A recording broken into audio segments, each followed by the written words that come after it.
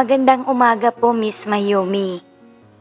Gusto ko lang isalaysay sa inyong tagapakinig ang buong nangyari sa amin ng aking bayaw. Sana magustuhan nila ito at hindi malilimutan. Ako po pala si Pinky at ito ang aking kwento. Bago po tayo magsimula, huwag kalimutang mag-subscribe sa ating channel. Araw ng pagluwas ni Pinky patungong Maynila dahil kakagraduate niya lang ng high school. Pumayag siyang tumigil sa bahay ng kanyang ate sa halip na mag-dorm ito. Bago lumuwas, ay nag-celebrate pa si Pinky ng kanyang ika-17 birthday sa kanilang probinsya dahil halos sabay ang kanyang graduation at ang kaarawan nito. Hindi naging madali kay Pinky ang desisyong mag-aral sa Maynila. Maiiwan niya ang kanyang mga magulang na medyo may katandaan na at ang kanyang boyfriend. 2 taon na ang relasyon nila at nasanay na silang laging kasama ang isa't isa. Dahil sa labis na pagmamahalan, ay nagsumpaan pang magkasintahan na pagkatapos mag-aral at makahanap ng trabaho ay magpapakasal na ang mga ito. Sa kauna-unahang pagkakataon, ay naisuko na ni Pinky ang pori nito bago lumuwas ng Maynila. Hindi naging kaaya-aya ang unang karanasan niya. Pareho kasi silang inosente at hindi pa alam ang gagawin. Masyado siyang nasaktan nang sumugod ang sundalo ng kanyang BF sa unang pagkakataon. Nakakailang abante at pag-atras pa lamang siya ay pinatigil na ni Pinky dahil sa hindi makayang sakit. Dahil sa nangyari, ay binigyan na lamang ni Pinky ng BJ ang kanyang BF upang ito ay makaraos naman. Ilang beses na rin ginawa ni Pinky iyon, kaya medyo eksperto na ito. Simula noong una nilang subukan ang bembangan na iyon, ay hindi na ito muling naulit pa. Natakot na kasi si Pinky dahil sa sakit na dulot ni Sargento. Kahit ganoon ang laging eksena, ay nakakarating naman sila sa pinakarurok ng lupa. Matapos ang buong araw na biyahe, ay nakarating na siya sa Maynila. Sinalubong siya ng kanyang ate at ang asawa nito. Kakakasal lamang ang kanyang ate nung 1 taon. 21 anyos ang kanyang ate, samantala mas matanda ng 2 taon ang asawa nitong si Mike. Noon lang unang namit ni Pinky ang asawa ng kanyang ate. Hindi kasi siya nakasama sa kasal nito noon sa Maynila. Unang gabi pa lang niya sa bahay ng kanyang ate, nakahiga na siya sa kanyang kama at hindi dalawin ng antok.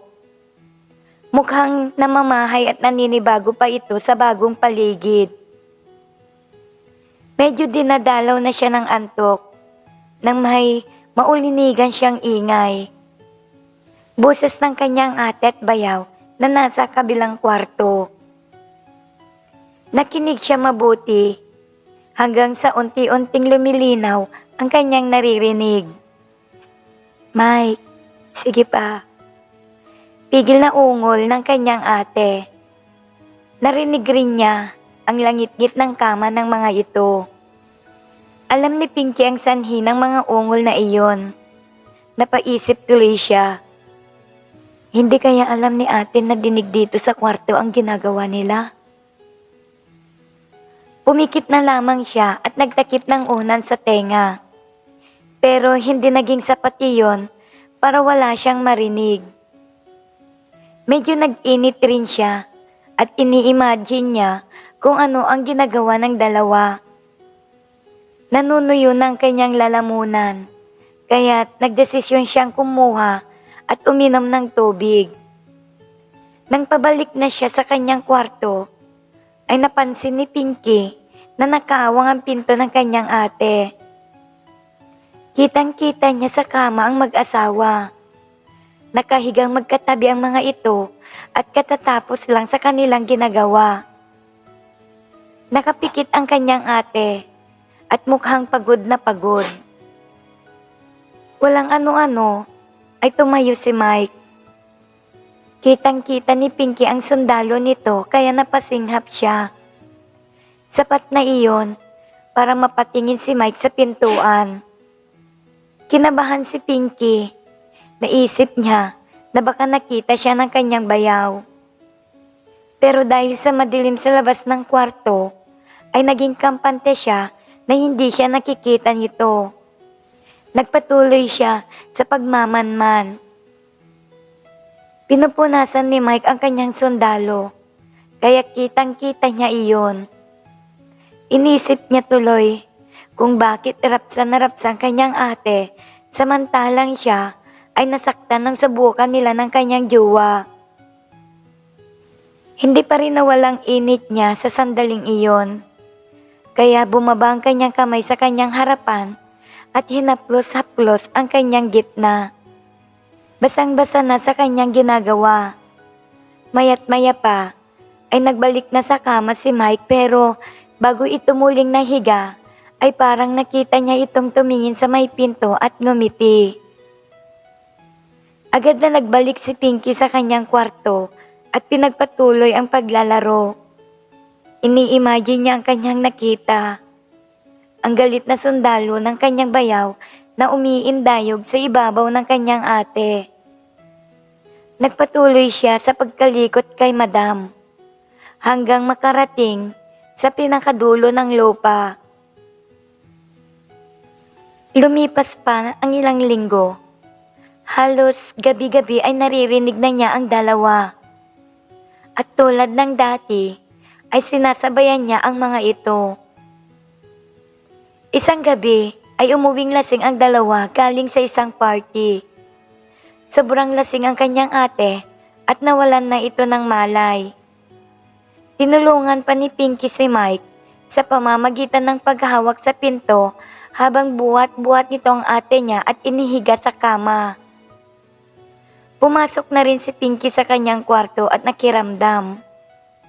Nakatulog na siya nang biglang malimpungatan niya na may nagbukas ng pinto.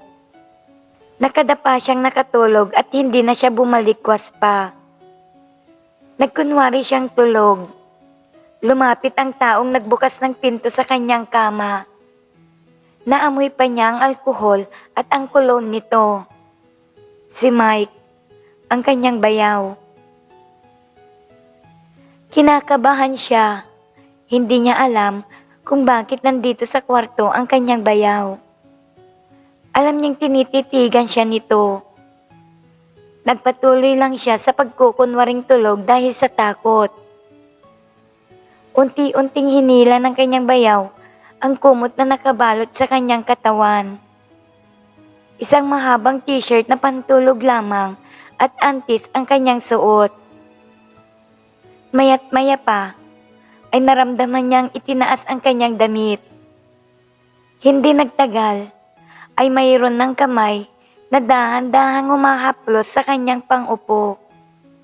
At isa pang kamay ang lumapat sa kanyang antis at pumasok iyon sa laylayan. Ramdam niya ang daliri ng bayaw. Sinasalat ang kanyang gitna. Iniikot-ikot iyon, sanhi ng kanyang pagkagat sa labi. Walang magawa si Pinky. Nagpatuloy lang siya sa pagkukunwaring tulog. Hindi niya maintindihan ang nararamdaman. Ayaw ng isip niya dahil alam niyang mali ang ginagawa ng kanyang bayaw. Pero iba ang dikta ng kanyang katawan. Nag-umpisa na siyang mabasa. Naramdaman rin niyon ni Mike. Ginamit na rin nito ang isa pang kamay at itinapat iyon sa manacles nito. Lalong naglawa si Pinky sa ginagawang iyon ni Mike. Pigil na pigil ang kanyang ungol. Basang-basa ang loob nito kaya hindi napigilan ni Pinky ang mapaungol. Matapos ang ginagawa ng kanyang bayaw, ay bigla na lang may kumalabog sa kabilang kwarto. Sapat na iyon upang hilain ni Mike ang mga daliri nito at tumakbong palabas. Noon lang minulat ni Pinky ang kanyang mga mata. Hindi siya makapaniwala sa nangyari. Nagdesisyon na lamang siyang kalimutan niyon at wag nang sabihin sa kanyang ate. Alam niya kasi na nakainom rin ang kanyang bayaw at siguradong hindi na ito mauulit pa. Lingid sa kaalaman ni Pinky ay hindi lasing si Mike. Sadyang may pagnanasa lang sa kanyang bayaw at sinamantala lamang nito ang pagkakataon na tulog ang asawa. Kinabukasan ay sabay-sabay silang tatlo na nag-agahan. Habang kumakain, ay napansin ni Pinky na panay ang sulyap sa kanya ni Mike. Lumipas pa ang mga araw. Hindi na naulit pa ang nangyari noon. Ang hindi niya lang maintindihan ay sa tuwing naaalala niya ang ginawa sa kanya ni Mike, ay nag-iinit siya sa halip na magalit. Tuwing gabi na nadidinig niya ang mag-asawa na naglalampungan, ay sinasabayan na lamang niya ang mga iyon. Panay ang pagpapaligaya sa sarili niya habang ini-imagine na si Mike ang gumagawa ito sa kanya. Isang araw ay naisipan nilang mag-overnight sa isang resort hotel. Excited si Pinky dahil ngayon lang siya makakatigil sa isang hotel. Pagdating nila ay nalaman nilang iisa lang ang available na room at kinabukasan pa magkakaroon ng extra. Dahil sa malayo ang biyahe at maganda ang resort, ay nagdesisyon na lang sila na kunin ang nag-iisang kwarto para sa gabing iyon. Kailangan nilang mag-share muna bago sila magkaroon ng sariling room kinabukasan. Malaki ang kwarto at may 2 queen-size bed na pinaghihiwalay ng isang bedside table. Pagkatapos nilang maitabi ang mga gamit, ay agad silang nagbihis para mag-swimming. Exclusive ang resort at kailangan naka-bathing suit at trunks ang mga maliligo. Alam iyon ng ate ni Pinky, kaya nagdala ito ng pinagliitang bathing suit para sa kanya. Hindi sanay si Pinky kaya hiyang-hiya pa siya nang lumabas pagkabihis. Pumasok na si Mike upang magpalit ng kanyang pangligo. Paglabas ay naka-swimming trunks na lang ito. Hindi maiwasang hindi mapatingin si Pinky sa ibaba at napalunok ito. Napansin din iyon ni Mike at lihim siyang napangiti at unti-unti niyang tinutokso ang hipag. Pagdating sa pool ay medyo tahimik pa sila pero hindi nagtagal ay naghaharutan na silang tatlo. Panay ang tilamsik ng tubig sa ginagawa nilang paglalaro. Pinagtutulungan nila ang kanyang ate si Mike na hindi naman nagpapatalo. Binuhat nitong asawa at inihagis sa tubig. Ganon din ang ginawa nito kay Pinky pero kakaiba ang ginawa niyang pagbuhat. Hinawakan niya si Pinky sa likod at sinapo ang madam bago niya inihagis. Agad napansin ni Pinky yung panakaw na paghipo sa kanya ng bayaw. Pero nagpatuloy pa rin sila sa paglalaro. Ilang ulit pang binuhat at inihagis ni Mike ang asawa at si Pinky. Alam na ni Pinky kung saan mapupunta ang kamay ni Mike. Nakahanda na siya at nag-e-enjoy na rin siya sa ginagawa sa kanya. Sa huling buhat sa kanya, ay lumusot pa ang isang daliri ni Mike sa laylayan ng kanyang bathing suit. At ramdam niya ang ginawa nitong pagsalat sa kanyang gitna bago siya inihagis. Matapos mag-swimming ay pagod na silang lahat, kaya nagpasya na silang bumalik sa kanilang room at kumain. Kinagabihan, sabay-sabay silang natulog. Nalimpungatan si Pinky sa mga kaluskos. Unti-unti niyang minulat ang mga mata upang tignan ang pinanggagalingan ng ingay. Nakaharap siya sa kama ng dalawa. Patay na ang ilaw, pero maliwanag pa rin niyang nakikita ang kama ng mag-asawa dahil sa liwanag na nagmumula sa bintana. Naghahalikan ng mag-asawa. Kitang-kita niya kung paano pagigilan ni Mike ang ate nito. Mike, wag. Baka magising si Pinky. Narinig niyang sabi ng kanyang ate. Bukas na lang pagsulo na natin. Dagdag pa nito. Sandali lang ito, mahal. Pigilan mo na lang ang pag-ungol, please. Sagot naman ni Mike. Wala nang makakapigil sa kanya. Bugli na siya kanina pa. Tahimik lang si Pinky habang nakamasid sa kanila. Naalala tuloy niyang kasintahan at ang kanilang ginagawa. Hindi niya namalayang bumaba na ang kanyang kamay at kinalabit na si Madam. Kitang-kita niya kung gaano kagaling ang ate niya at kung paano niya galitin ang sundalo ni Mike sa kanyang harapan. Tama na, Mike. Sumugod ka na. Dilat na dilat si Pinky. Gusto niyang makita kung paano sumugod ang sundalo ng bayaw sa kanyang ate. Nag-umpisa na siyang umurong sulong at nag-umpisa na rin si Pinky sa kanyang ginagawa. Sinasabayan nito ang bawat galaw ng bayaw.